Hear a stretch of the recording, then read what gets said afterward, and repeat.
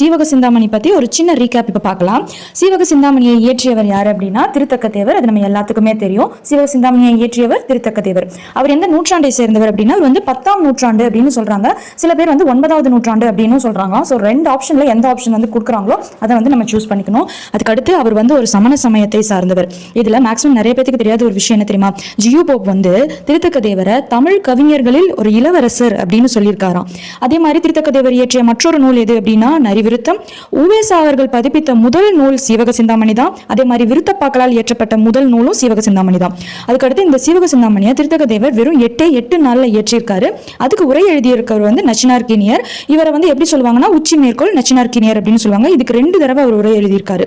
அதுக்கடுத்து இதுல இருக்க இளம்பகங்கள் 13 இளம்பகங்கள் இருக்கு. முதல் இளம்பகம் நாமகள் இளம்பகம், 13வது இளம்பகம் முக்தி இளம்பகம். இதில் உள்ள மொத்த பாடல்களின் எண்ணிக்கை 3145 பாடல்கள்.